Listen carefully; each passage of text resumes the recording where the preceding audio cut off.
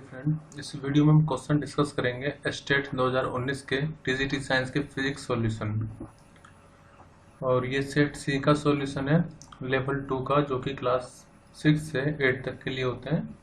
Total number of questions होते हैं 150, लेकिन फिजिक्स में इसमें 20 क्वेश्चन आए हुए थे, तो वो हम डिस्कस करेंगे अब। Question number 97, two identical coils carry equal current and have a common centre but their planes are at right angle to each other. What is the magnitude of the resultant magnetic field at the center if the field due to one coil alone is B? कहने का मतलब ये है कि इस तरह से हमारे पास दो कोयल हैं जो कि म्यूचुअली परपेंडिकुलर है। ये इसका सेंटर हो गया और इसके म्यूचुअली परपेंडिकुलर एक और कोयल है लाइक दिस। अब ये कह रहा है कि किसी एक कोयल की जो मैग्नेटिक फील्ड है वो B है। तो किसी एक कोयल की मैग्नेटिक फील्ड, मान लो मेरे पास ये कोयल है और लेट इसमें करंट इस तरफ फ्लो कर रहा है, तो इसकी मैग्नेटिक फील्ड कहाँ होगी? ऊपर की तरफ। ये हम right hand thumb rule apply कर सकते हैं इसमें।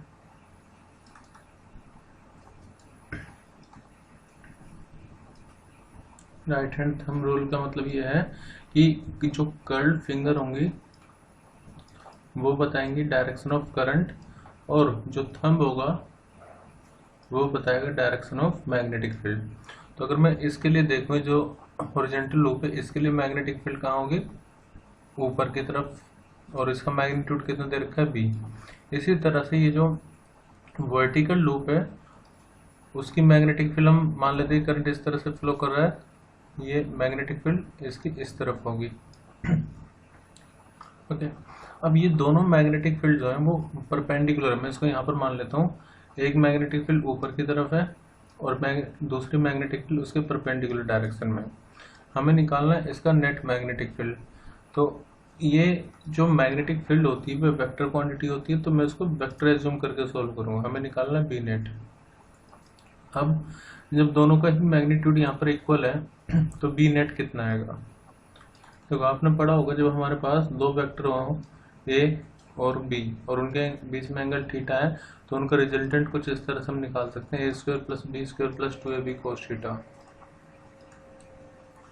अब इसका जो मैग्नेटिक फील्ड वो हमें पता है, तो एक वेक्टर ये हो गया हमारे पास और एक वेक्टर ये हो गया। इसका मैग्नीट्यूड कितना? b²। फिर दूसरे वाले का मैग्नीट्यूड कितना? b² + 2। पहली भी b है और दूसरी भी b है मैग्नेटिक फील्ड, इनटू में cos। अब देखो दोनों के बीच का जो एंगल होगा वो होगा 90 डिग्री, क्योंकि दो इसकी मैग्नेटिक फील्ड ऊपर की तरफ है और इसकी मैग्नेटिक फील्ड हॉरिजॉन्टल डायरेक्शन में। तो cos 90 की वैल्यू कितनी होती है? 0। तो हमें मिल जाएगा b² + b²। ये पूरा पोर्शन 0 हो जाएगा। इसी को आप लिख सकते हैं 2b², या फिर जो b नेट है वो आएगा √2 इंटू में b। तो इस तरह से हमारा करेक्ट आंसर होगा ऑप्शन 4। एक तरह से प्योरली वेक्टर मेथड पर बेस्ड है, हमने रिजल्टेंट निकाला दो वेक्टर्स का। नेक्स्ट है 98, two light source are said to be coherent if they emit. देखो, जब हम कोहेरेंसी की डेफिनेशन बताते हैं, ये पहले मैं उसको एक्सप्लेन कर देता हूँ। कोहेरेंट लाइट किसको कहते हैं? Two wave are said to be coherent if they emit same frequency और wavelength and are in the same phase और कांस्टेंट फेज डिफरेंस। इसमें मेन चीज है कि उनका कांस्टेंट फेज डिफरेंस होना चाहिए। तो light of the same intensity, wave of same frequency भी होनी चाहिए, और wave having constant phase difference भी होना चाहिए। तो इसमें ये दोनों ऑप्शन करेक्ट है, लेकिन जो मोर करेक्ट है वो रहेगा ऑप्शन 3 कि उनका जो फेज डिफरेंस है वो कांस्टेंट हो। Question number 99, when a mass is hang from lower of a spring of negligible mass and extension x is produced in spring, the mass is set into vertical oscillation। तो हमें बताना time period कितना होगा। तो मान लेते हैं कि इस तरह की कोई स्प्रिंग है जिसका स्प्रिंग कांस्टेंट है k, हालांकि वो गिवन नहीं है। जनरली जो फॉर्मूला आपने पढ़ा होगा टाइम पीरियड का वो होता है t = 2π√m/k। अब आप ऑप्शन में देख रहे हो ना तो m है ना k है, तो वो हमें यहाँ पर कुछ चीज़ें रिप्लेस करनी पड़ेगी। पहले मैं आपको एक और चीज़ बता दूँ, इसमें जो फोर्स होता है सिंपल हार्मोनिक मोशन में वो डायरेक्टली डिपेंड करता है माइनस डिस्प्लेसमेंट पर। फिर इसकी जगह पर हम लिखते हैं F = -k इंटू में x। अब जब ये स्प्रिंग नीचे हमने यहाँ पर एक ऑब्जेक्ट मास जिसका m है उसको हंग करवाया है, तो इसका जो वेट होगा वो होगा mg, और वही इस स्प्रिंग पर फोर्स लगा रहा है, और फोर्स इक्वल टू कितना होता है kx। अगर मैं मैग्नीट्यूड की बात करूं so it will be equal to mg। अब यहाँ से अगर मैं k की वैल्यू निकालूं तो वो कितनी आएगी mg अपॉन में x। तो इसी फॉर्मूले में ये वैल्यू पुट कर देते हैं, t equal to 2 pi root m और k की वैल्यू mg अपॉन में x। x जाएगा ऊपर, m से m कैंसिल, तो ये आ जाएगा 2 पाई रूट x अपॉन में g। तो करेक्ट आंसर होगा option 1। Question number 101, the linear momentum of a sphere of mass 2 kg varies with time p equal to 3t² plus 4। और हमसे पूछा है कि इनमें से कौन सा ऑप्शन करेक्ट है। देखो मोमेंटम गिवन है 3t² प्लस 4। आपने पढ़ा होगा न्यूटन्स का सेकंड लॉ, जो कि ये कहता है जो मोमेंटम होता है वो डायरेक्टली डिपेंड करता है rate of change of linear momentum पे, यानी कि dp अपॉन dt। तो अगर मैं यहाँ से dp अपॉन dt निकालूं तो वो किसके इक्वल होगा, फोर्स के। और फोर्स इक्वल टू कितना होता है जब मास कांस्टेंट हो, मास इनटू एक्सेलरेशन। तो यहाँ से मैं एक्सेलरेशन का पता कर सकता हूँ कितना होगा। पहले इसको डिफरेंशिएट करते हैं, dp अपॉन dt। तो 3 डिफरेंशिएशन होगा t² का प्लस डिफरेंशिएशन होगा 4 का, क्योंकि 4 तो कांस्टेंट है उसका डिफरेंशिएशन 0 आ जाएगा, और t² का डिफरेंशिएशन आएगा 2t प्लस यहाँ पर 4 का डिफरेंशिएशन कितना आ गया 0। अब dp अपॉन dt फोर्स के इक्वल होगा, और फोर्स किसके इक्वल होगा, मास इनटू एक्सेलरेशन के। तो हम लिख सकते हैं dp अपॉन dt कितना आ गया 6 इंटू में t। मास की वैल्यू तो हमें पता है तो इसको 60 अपॉन m लिख लेते हैं। एक्सेलरेशन आ जाएगा 6 अपॉन में मास है 2 इंटू में t या फिर 3t। यहाँ से हमें ये पता चल रहा है कि जो एक्सेलरेशन है वो डायरेक्टली टाइम पर डिपेंड कर रहा है, क्योंकि टाइम वेरी करता है हमेशा, तो एक्सेलरेशन भी तो वेरी करेगा। इसका मतलब ये हो गया कि वेरिएबल एक्सेलरेशन रहेगा। तो यहाँ पर करेक्ट आंसर होगा ऑप्शन 2, वेरिएबल एक्सेलरेशन। हम फर्दर इसको सोल्व करके वेलोसिटी की इक्वेशन भी निकाल सकते हैं। तो वेलोसिटी भी वेरिएबल आएगी, वेलोसिटी टी के स्क्वायर पर डिपेंड करेगी। तो यहाँ पर स्पीड दे रखा है, कांस्टेंट स्पीड या वेरिएबल स्पीड, वेलोसिटी के बारे में नहीं दे रखा, तो इसलिए हम यहाँ पर इन ऑप्शन को सिलेक्ट नहीं करेंगे। तो करेक्ट आंसर होगा ऑप्शन 2, वेरिएबल एक्सेलरेशन।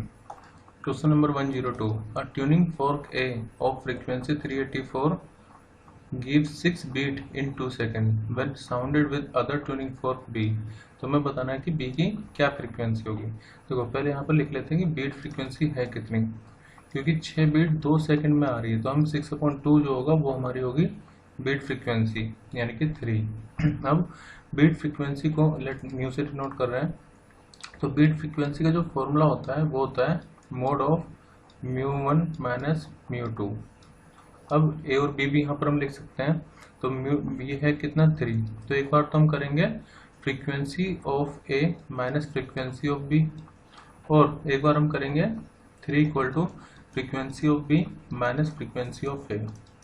अब 3 V A minus V B कितना आ जाएगा, बी ए की फ्रीक्वेंसी कितनी है, मतलब न्यू ऑफ ए, ये न्यू है फ्रीक्वेंसी है, तो ए की frequency 384 minus frequency of B. तो यहाँ से फ्रीक्वेंसी ऑफ बी कितना आ जाएगा 384 माइनस 3 यानी कि 381। फिर अगर हम यहाँ पर करेंगे तो frequency of B minus frequency of A 384, so frequency of B equal to हो जाएगा 384 प्लस 3 यानी कि 387। तो 387 और 381 ये दो पॉसिबल फ्रीक्वेंसी हो सकती है बी की, तो ऑप्शन 2 यहाँ पर करेक्ट होगा। क्वेश्चन नंबर 103, इन वेटलेसनेस स्टेट बॉडी है। देखो वेटलेसनेस स्टेट उसे कहते हैं जब बॉडी का जो वेट है वो हो जाए 0, मतलब उस पर जो नेट फोर्स लग रही है वो अगर 0 है तो उसको बोलेंगे वेटलेसनेस। W इक्वल टू कितना होता है mg। तो वेट तब 0 हो सकता है जब उस पर हो सकता है कि जो g है वो 0 हो जाए। जैसे सेंटर ऑफ अर्थ पर अगर कोई भी ऑब्जेक्ट जाए तो g की वैल्यू वहाँ पर 0 होती है, तो वेट भी 0 हो जाएगा। लेकिन जो मास है वो 0 नहीं हो सकता, मास कैन नेवर बी 0। तो इसका मतलब ये है कि भले ही बॉडी वेटलेसनेस स्टेट में पहुंच जाए, उसका जो मास है वो 0 नहीं हो सकता, और mass is directly related to inertia. तो इसका मतलब इनर्शिया जीरो नहीं होगा। तो हम ये कह सकते हैं कि जब वेटलेसनेस कंडीशन होगी तो बॉडी का वेट होगा जीरो, लेकिन उसमें कुछ ना कुछ इनर्शिया रहेगा। तो इसलिए ऑप्शन 3 यहाँ पर करेक्ट होगा, have no weight but possess inertia. Question number 105, in linear simple harmonic motion of particle at mean position. तो पहले मैं बता दूं, लेट एग्जांपल हम ले लेते हैं पेंडुलम का।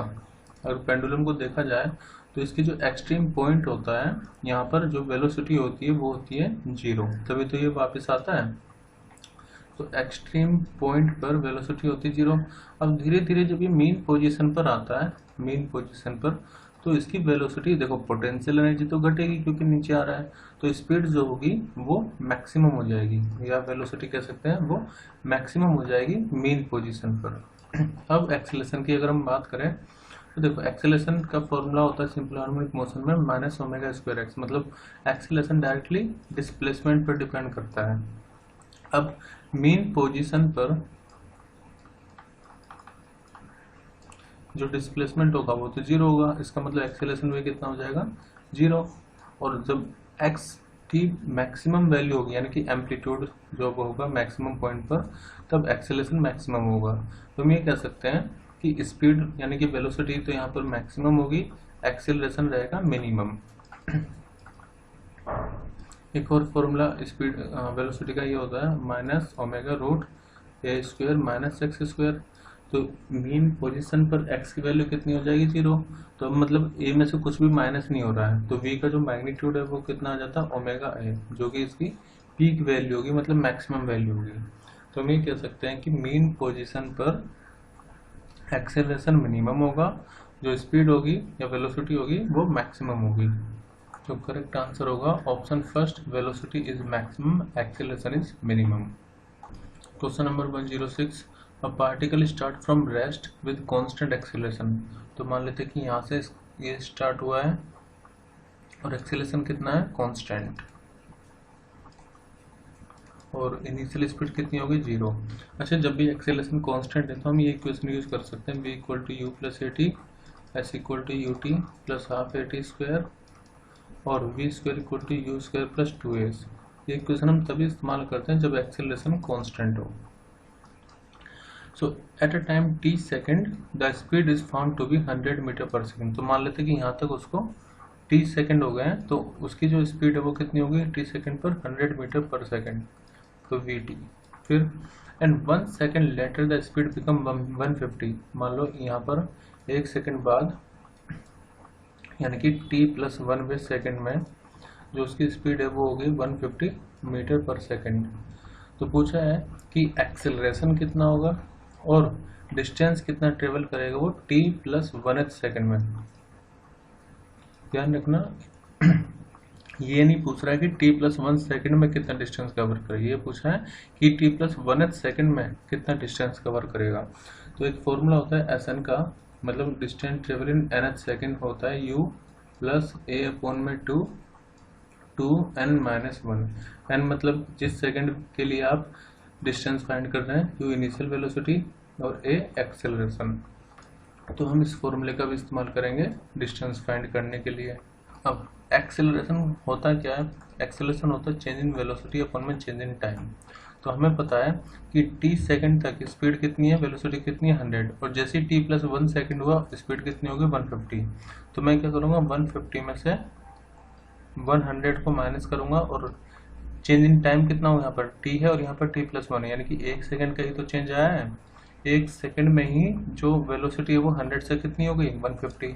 तो चेंज इन वेलोसिटी मतलब 150 माइनस 100, 50 अपॉन में 1, तो ये आ जाएगा 50 मीटर पर सेकंड स्क्वायर, यानी एक्सेलरेशन 50 मीटर पर सेकंड स्क्वायर होगा। तो ये ऑप्शन गया और ये ऑप्शन भी चलेगा। अब बचे हमारे पास दो ऑप्शन, फर्स्ट और 3।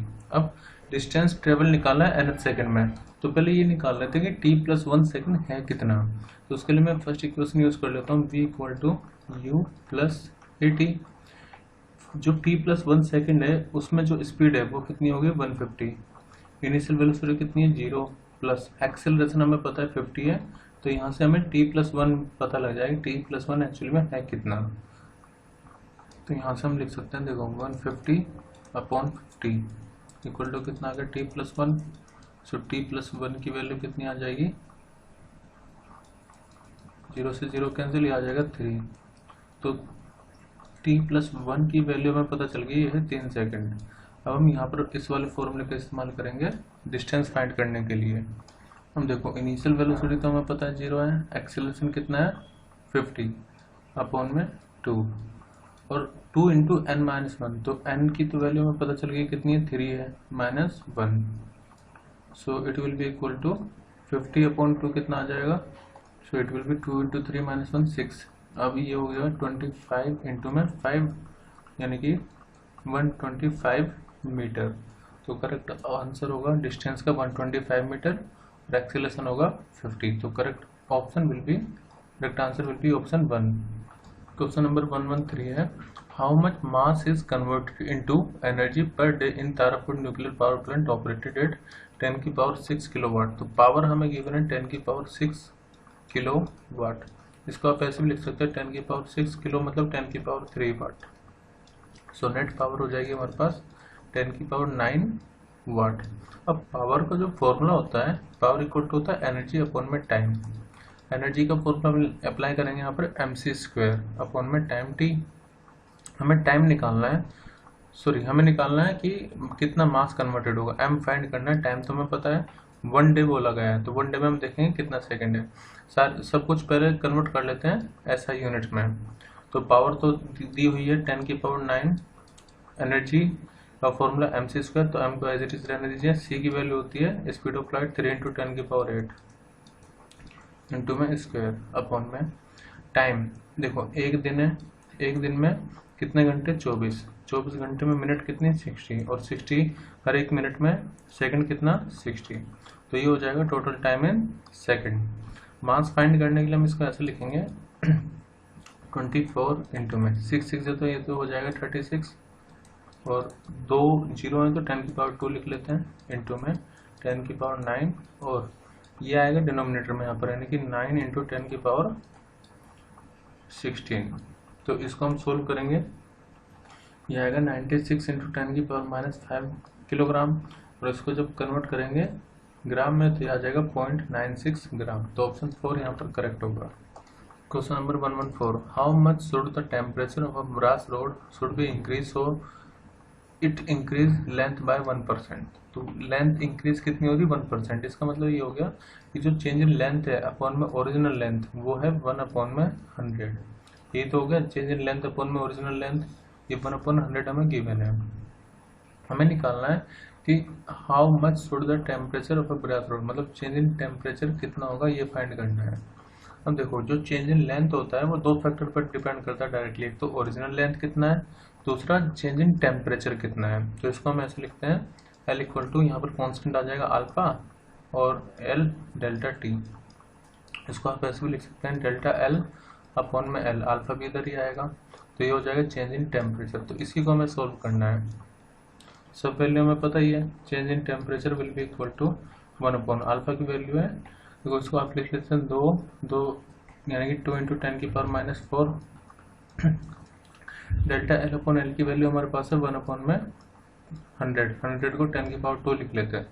एक्चुअली ये होगा 2 इंटू 10⁻5। तो हम इसको लिख सकते हैं 1/2 इंटू 10⁻3 जो कि आएगा 500 डिग्री सेंटीग्रेड। तो करेक्ट आंसर होगा option 4। Question number 115, which of the option is correct about the specific heat of gas. पहले मैं स्पेसिफिक हीट का फॉर्मूला बता देता हूँ। देखो चेंज इन हीट का फॉर्मूला होता है mc डेल्टा टी। तो c इक्वल टू कितना हो जाएगा चेंज इन हीट अपॉन में m इंटू में डेल्टा टी। तो इसकी क्या क्या वैल्यू हो सकती है वो डिस्कस कर लेते हैं। अगर हम एडियाबैटिक प्रोसेस की बात करें तो एडियाबैटिक प्रोसेस उसको बोलते हैं जहाँ पर एक्सचेंज ऑफ हीट जीरो हो, यानी कि ये डेल्टा क्यू जीरो होगा तो स्पेसिफिक हीट वहाँ पर कितनी हो जाएगी 0। अगर कोई आइसोथर्मल प्रोसेस है, आइसोथर्मल, तो ऐसे में जो चेंज इन टेम्परेचर होता है वो होता है 0। तो यहाँ पर c की वैल्यू कितनी हो जाएगी इनफिनाइट। अगर मान लीजिए हीट एब्जॉर्ब हो रही है, किसी सिस्टम में हीट एब्जॉर्ब हो रही है, डेल्टा क्यू की वैल्यू रहेगी पॉजिटिव। तो ऐसे में c की वैल्यू कैसे रहेगी पॉजिटिव। और अगर हीट रिलीज हो रही है तो डेल्टा क्यू की वैल्यू कितनी होगी, नेगेटिव, और सी की वैल्यू भी कितनी हो जाएगी, नेगेटिव। इसका मतलब ये है कि it have any positive value from 0 to infinity, तो करेक्ट है। नेगेटिव वैल्यू भी हो सकती है और मोड पे भी डिपेंड कर रहा है कि कैसा होगा, तो इसलिए करेक्ट आंसर होगा all of the above. Fourth question number 117, with what acceleration should a box descend so that the block of mass m placed in it exert a force of mg/4 on the floor of the box। ये question based है elevator पे। जब lift होती है, lift अगर ऊपर जाए या नीचे जाए और इस पर कोई ऑब्जेक्ट रखा हो या कोई पर्सन हो तो उसका एपरेंट वेट चेंज हो जाता है। तो अगर मान लीजिए लिफ्ट जा रही है ऊपर, तो जो एपरेंट वेट होगा वो हो जाता है एम जी प्लस ए। ठीक है, ये अपवर्ड मोशन के लिए है या असेंडिंग के लिए। और अगर ये लिफ्ट मान लीजिए नीचे जा रही होती है विद एक्सेलरेशन ए, डाउनवर्ड अगर मोशन है, तो उसका जो एपरेंट वेट है वो हो जाता है एम जी माइनस ए। तो यहाँ पर हम इसी का कंसेप्ट लगाएंगे। हमारे पास क्या है, एक बॉक्स है जो कि नीचे जा रहा है, डिसेंड कर रहा है। उसके अंदर एक ब्लॉक रखा है जिसका मास है एम, और ये जो ब्लॉक है ये एग्जर्ट कर रहा है force mg/4 on the floor पे। मतलब इसका मास कितना m है, लेकिन जो फोर्स ये एग्जर्ट कर रहा है वो कितना है mg/4। इसका मतलब ये है कि जो mg/4 ही इस ऑब्जेक्ट का, ये जो ब्लॉक है m, इसका एपरेंट वेट है। तो हम इस फॉर्मूले का अप्लाई करेंगे यहाँ पर। एपरेंट वेट मतलब फोर्स mg/4 जो फ्लोर पर लग रही है equal to mg minus a. हमें निकालना कि एक्सेलरेशन कितना होगा। सो m से m cancel, g/4 equal to कितना आ गया, g माइनस ए, या a इक्वल टू कितना हो जाएगा, g माइनस g/4 या फिर 3g/4। तो ऑप्शन करेक्ट होगा 3g/4, यानी कि option 3। Question number 122, which of the following source gives best monochromatic light. तो जो लेजर होती है यानी कि light amplification by stimulated emission of radiation, ये बेस्ट मोनोक्रोमेटिक लाइट देती है। क्वेश्चन नंबर 124, ये एनसीईआरटी की एक्सरसाइज में क्वेश्चन है, वैल्यू चेंज हो सकती है। हमारे पास 6 lead acid type secondary cell है। तो मान लेते हैं इस तरह के 6 सेल्स है, मैं पूरे नहीं दिखा रहा हूँ, जिसका ईच का ईएमएफ कितना है, 2 वोल्ट। अब ईच का ईएमएफ अगर 2 वोल्ट है तो टोटल जो ईएमएफ होगा वो कितना हो जाएगा, 2 इंटू में 6 यानी कि 12 वोल्ट हमारे पास नेट बैटरी है, वोल्टेज है। इसके अलावा हर एक का जो इंटरनल रेजिस्टेंस है वो है 0.15। अब जब एक का रेजिस्टेंस 0.15 है तो जो इंटरनल रेजिस्टेंस टोटल होगा वो कितना हो जाएगा। देखो ये सीरीज में अगर रेजिस्टेंस कनेक्टेड होते हैं तो जो रेजिस्टेंस का फॉर्मूला होता है सीरीज के लिए वो R1 plus R2 plus R3 सबको ऐड कर लेते हैं। जब एक का रेजिस्टेंस 0.15 है और ऐसे 6 इंटरनल रेजिस्टेंस है यहाँ पर, क्योंकि 6 सेल है, तो टोटल जो हो जाएगा ये कितना आ जाएगा। सो इंटरनल रेजिस्टेंस आ गया 0.09 ओम। आगे बोला है are connected in series to provide a supply of resistance 8.5, यानी कि इस पूरे सिस्टम को हमने एक्सटर्नल रेजिस्टेंस से कनेक्ट कर दिया है, जिसका एक्सटर्नल रेजिस्टेंस कितना गिवन है, 8.5 ओम। तो पूछा है कि करंट कितना होता है। करंट का सिंपल फॉर्मूला होता है V इक्वल टू IR। तो अगर मुझे नेट EMF पता है या पोटेंशियल पता है, उसको मैं रेजिस्टेंस जो भी टोटल होगा उससे डिवाइड कर देंगे तो करंट पता लग जाएगा। अब इस पूरे सर्किट को मैं शॉर्ट में ऐसे बना सकता हूँ कि हमारे पास R टोटल कितना होगा वो बता देता हूँ। जैसे एक तो 8.5 है, उसमें इंटरनल रेजिस्टेंस भी तो है 0.09, क्योंकि दोनों सीरीज में ही होंगे। आप इसको ऐसे भी कह सकते हैं, ये इंटरनल रेजिस्टेंस स्मॉल r और यहाँ पर टोटल ईएमएफ जो कि है 12 वोल्ट और टोटल इंटरनल रेजिस्टेंस जो कि है 0.09।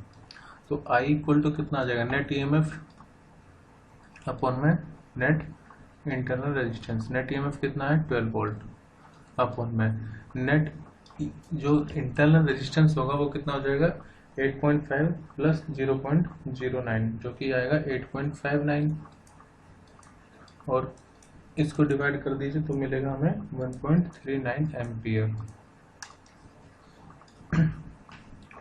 जो कि 1.40 एम्पियर के आसपास है। तो करेक्ट आंसर होगा ऑप्शन 4। तो इसमें मेनली आपको ये करना था नेट ईएमएफ कितना होगा, नेट इंटरनल रेजिस्टेंस कितना होगा और उसको जो ईएमएफ का रेशियो है रेजिस्टेंस है वो फाइंड करना था, वही करंट होगा। क्वेश्चन नंबर 129, ये क्वेश्चन क्लास 10th की एनसीईआरटी में आपको मिल जाएगा।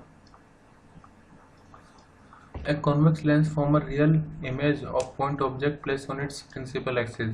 अगर अपर पोर्शन लेंस का पेंट कर रहे हैं तो क्या होगा। अपर पोर्शन का मतलब हो गया ये वाला पोर्शन, हमने इसको लेग से पेंट कर दी। देखो अगर आप ऑब्जेक्ट रखोगे तो अभी तो जो नीचे वाला पार्ट है उससे रेज तो जाएंगी, लेकिन पहले जो पूरे लेंस से रेज पास हो रही थी और जो इमेज बन रही थी, अब सिर्फ आधे पार्ट से लेंस बन रही है, आधे पार्ट जो है लेंस का उससे इमेज बन रही है। इसका मतलब जो इमेज बनेगी उसकी इंटेंसिटी कम हो जाएगी, ठीक है, लेकिन इमेज बनेगी प्रॉपर। तो पहला option the image will be shifted downward, ऐसा नहीं है।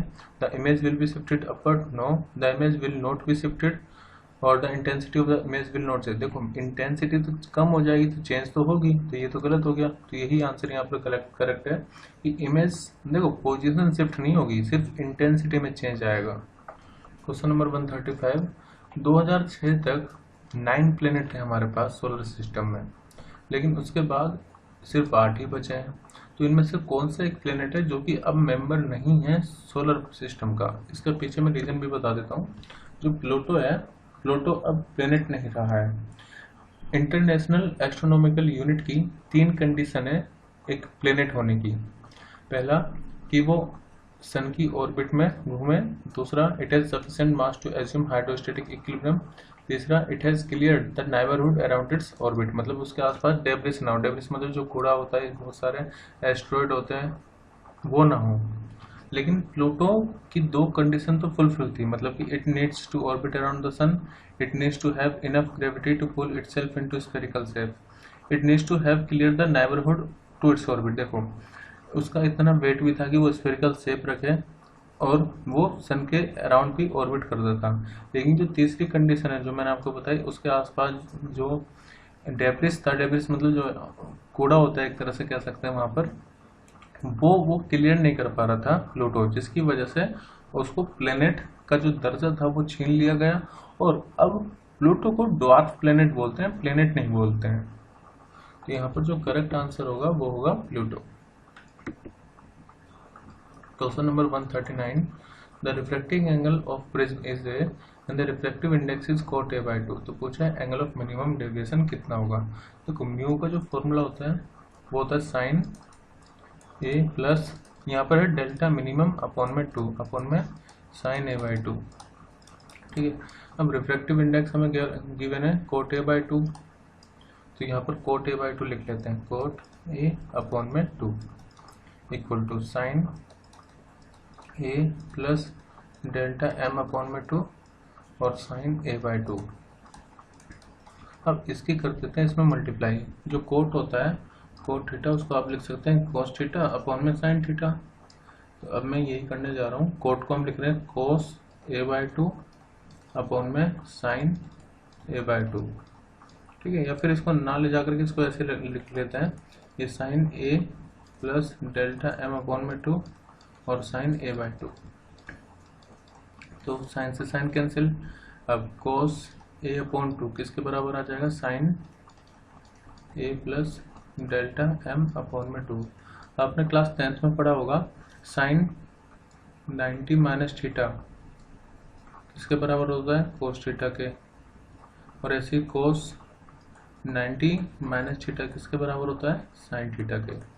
यहाँ पर मैं फर्स्ट आइडेंटिटी यूज करने जा रहा हूँ। जैसे cos a/2 है तो हम इसको लिख सकते हैं साइन 90 का मतलब हो गया 90 डिग्री है, माइनस एंगल कितना है a/2 equal to sine a plus delta minimum upon में 2।